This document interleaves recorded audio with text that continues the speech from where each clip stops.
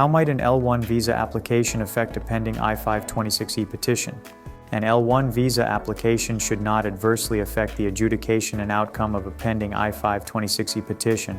This is because the L-1 visa carries dual intent, which permits the applicant to express permanent immigrant intent and pursue a U.S. green card.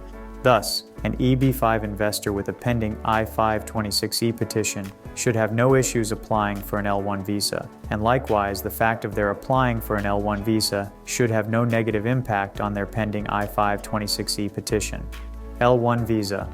The L-1 visa has two subcategories: the L-1A visa, which is intended for executive employers and managers, and the L-1B visa, which is intended for workers with specialized knowledge.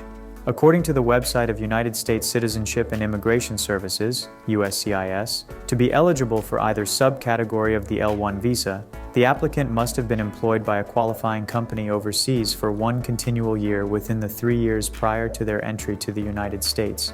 To qualify for an L-1A visa specifically, the executive or manager must be pursuing entry to the United States in order to work for a subsidiary branch of their U.S. employer as a transferee from one of the company's affiliated foreign offices. Similarly, to qualify for an L-1B visa, the employee must be pursuing entry to the United States in order to provide services related to their field of specialized knowledge to a subsidiary branch of their employer based in the United States.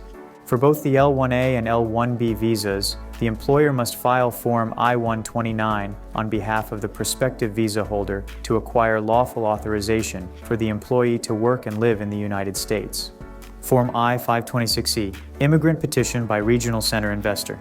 If the EB-5 investor's I-526E petition is approved while they are still overseas, they will have to undergo consular processing. Successfully completing consular processing will result in the EB-5 investor being granted conditional permanent resident status. If the EB-5 investor is already residing in the United States as a L-1 visa holder at the time their I-526E petition is approved, they will need to adjust status by filing Form I-485.